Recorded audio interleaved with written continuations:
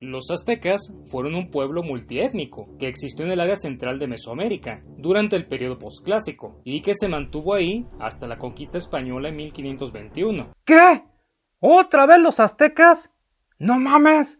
El México prehispánico es más que solo los aztecas, cabrón. En el estado de Hidalgo, a 70 kilómetros de la Ciudad de México, en los límites entre la Cuenca de México y la llamada Teotlalpan, la Tierra Grande, se encuentra ubicada la ciudad arqueológica de Tula.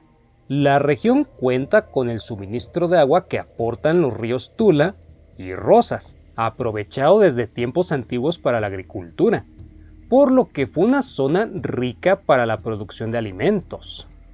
Hay también minas de granito y basalto, piedras que eran muy útiles para construir edificios, labrar esculturas y relieves, y elaborar enseres domésticos, como molcajetes y metates. Pero el recurso mineral más importante eran los ricos yacimientos para obtener cal, que se usaba para preparar la argamasa que se conoce como estuco, y que fue aprovechada por las culturas mesoamericanas para el recubrimiento de edificios y el acabado de las viviendas. Por esa razón, muchos grupos quisieron controlar la explotación de tan valioso recurso natural. Hasta donde puede saberse, las raíces de la cultura tolteca se remontan al fin del periodo clásico, entre los años 750 y 900. A la caída de Teotihuacán, poco a poco fueron llegando a los alrededores del río Tula grupos de inmigrantes provenientes del norte de Mesoamérica. Eran personas que, a fuerza de enfrentar a los fieros nómadas de Aridoamérica, habían terminado por aprender de ellos su habilidad y su fiereza para la guerra. Con el transcurso de las generaciones, los teotihuacanos y los grupos del norte que quedaban se fueron mezclando y dieron lugar a lo que conocemos como cultura tolteca.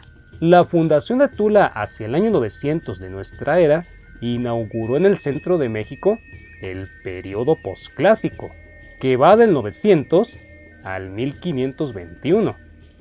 Tula tuvo su época de esplendor aproximadamente desde el 950 hasta el 1150. En este periodo se edificaron los principales monumentos que hoy pueden visitarse en la zona arqueológica, y la ciudad alcanzó una extensión de 15 kilómetros cuadrados. También en ese tiempo, los toltecas mantuvieron estrechos contactos culturales y comerciales con otros pueblos, especialmente con los grupos cercanos del altiplano central, con los huastecos y totonacos de la costa del Golfo, y con los mayas de las actuales Chiapas y Guatemala. En este periodo los toltecas emprendieron diversas conquistas militares, y el prestigio alcanzó a la cultura tolteca. Lo cierto es que su estilo artístico pronto se extendió por muchas regiones de Mesoamérica. Entre los años 1150 y 1200 sucedió el fin de Tula. Por razones que se desconocen, el centro de la ciudad fue destruido e incendiado. Muchos de los principales monumentos fueron destrozados con saña, como ocurrió con los llamados atlantes, que fueron desmontados y enterrados en una zanja excavada para este propósito. En las tradiciones de los pueblos de habla náhuatl, recogidos y transcritos en el siglo XVI por frailes, funcionarios e indígenas, el pasado tolteca es visto de una manera totalmente idealizada, ya que con el paso del tiempo y de las generaciones, la antigua ciudad de Quetzalcóatl se fue revistiendo con los colores de la nostalgia, la admiración y la leyenda. Por ello, estas crónicas no nos cuentan cómo fue Tula, sino cómo creían los indígenas que había sido. Así, para los náhuatl del siglo XVI, la Tula de los siglos XI y XII era la ciudad ideal, llena de todo lo bueno y delicioso. La urbe que poseía todas las bellezas que el arte podía prodigar y, en fin, el lugar que tenía todo lo que podía desearse a los ojos del mundo mesoamericano. Según las antiguas tradiciones indígenas, el comienzo de Tula y los toltecas estuvo marcado por la llegada de Izcóatl al altiplano central de México, personaje que se consideraba a la vez un hombre y un dios. Se trataba de un gran guerrero proveniente de las estepas del norte de Mesoamérica. Según la tradición, mientras cazaba, Mixcoatl encontró a una mujer bella de nombre Chimalba.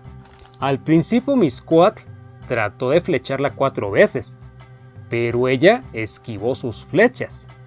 Al final, no pudieron vencerla por las armas, y Mixcoatl amenazó con destruir a los pobladores del lugar, vecinos de Chimalba, si ésta no se entregaba. Para evitar el conflicto, ella accedió y se casó con el guerrero. Tiempo después, Chimalba murió al dar a luz al hijo de ambos, el cual tuvo por nombre Quetzalcóatl. Para acercarse a la figura de Quetzalcóatl, es necesario comprender que, para los pueblos mesoamericanos, este personaje fue, al mismo tiempo, un dios, un gobernante y un sacerdote.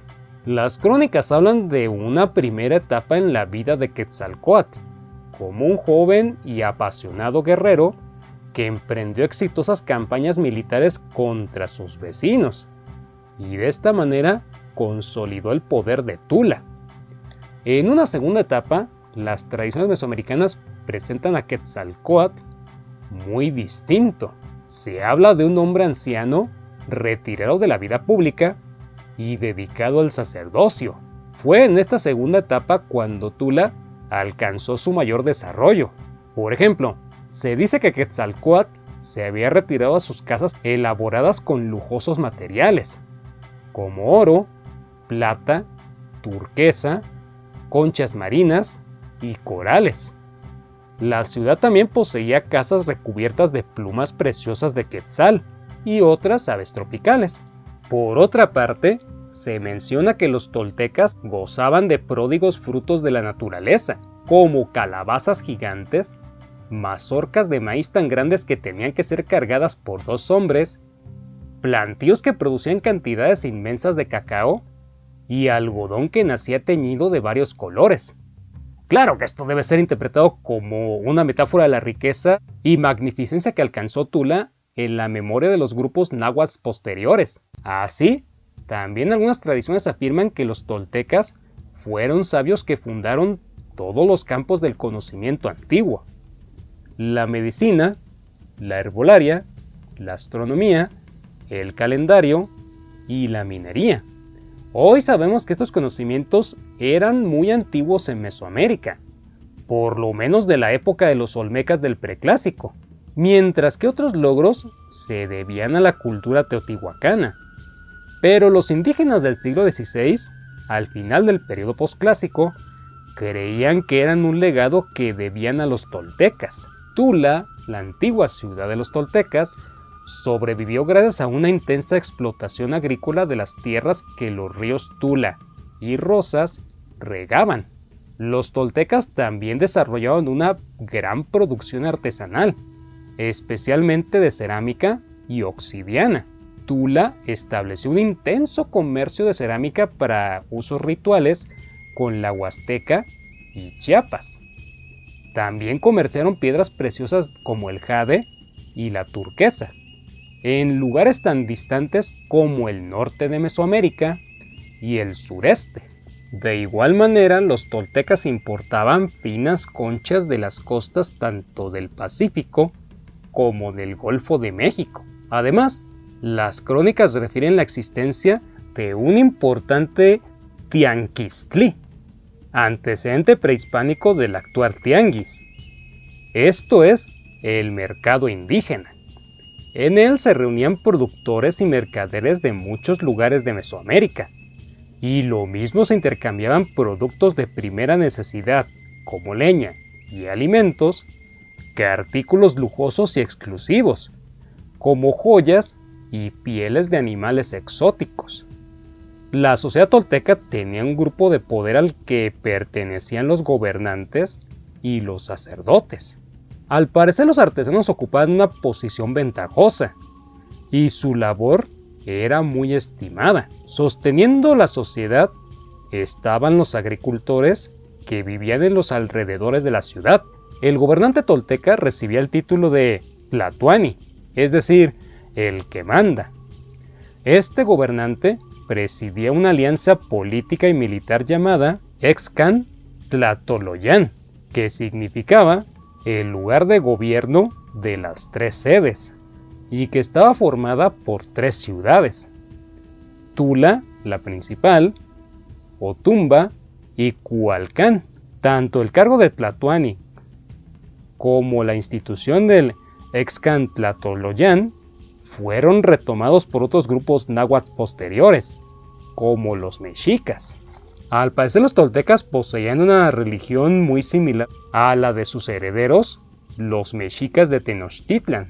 Sabemos que los toltecas creían que el mundo estaba organizado en tres niveles verticales: la región celeste, la superficie de la tierra y la región de los muertos, también conocida como Mictlán. Igual pensaban que la superficie de la tierra estaba organizada en 5 regiones: los 4 rumbos o puntos cardinales y la región del centro. Por las representaciones encontradas en relieves y esculturas de Tula, así como por la referencia de las crónicas, se sabe que los toltecas creían en Ometecultli y Omeciahuatl, la pareja primordial de dioses creadores, cuyos hijos eran el resto de las deidades náhuatl. El principal dios de Tula fue Quetzalcóatl, considerado el patrón de los gobernantes, sacerdotes y artesanos. Estrechamente vinculados a este dios estaban Mixcoatl, su padre, concebido como dios de la caza y de la guerra, así como Tlahuixcalpante Cutli, el señor de las casas del alba, que era un desdoblamiento del propio Quetzalcóatl en su aspecto de guerrero. Otros dioses de los toltecas fueron Tlaloc, propiciador de las lluvias y las cosechas abundantes; Itzpapalot, diosa de la tierra; Seoteotl, dios del grano de maíz; Xipetotec, dios de los orfebres y la primavera; Tezcatlipocat, dios nocturno patrón de los magos y quien distribuía la riqueza, e incluso se tiene registro de la presencia del dios patrón de los mexicas, Huitzilopochtli. Ejercieron como rito el juego de pelota, por lo que hay un par de canchas dentro del recinto ceremonial, y se sabe que practicaban sacrificios humanos como máxima ofrenda a sus dioses. El arte tolteca destaca en la arquitectura, escultura y relieve. En arquitectura los toltecas introdujeron ciertas novedades a la tradición arquitectónica del altiplano central. Edificios con amplios espacios techados que eran de planta cuadrangular, con un patio hundido al centro y extensas columnas que sostenían techos de madera. Estos edificios seguramente eran usados por los gobernantes y sacerdotes para celebrar asambleas. Los toltecas diseñaron un nuevo tipo de edificio conocido como Zompontli, que quiere decir altar de calaveras, el cual consistía en una plataforma que sostenía una empalizada donde se insertaban los cráneos de los enemigos vencidos. También construyeron el Cuatlepantli, muro de serpientes, que es un muro que corre alrededor de la pirámide principal y que servía para delimitar los espacios más sagrados. La escultura y el relieve toltecas casi siempre están asociados a la arquitectura, ya sea como recubrimientos de los edificios o como parte de la decoración. En el arte tolteca predominaron los motivos que aluden a la guerra y al sacrificio de los cautivos.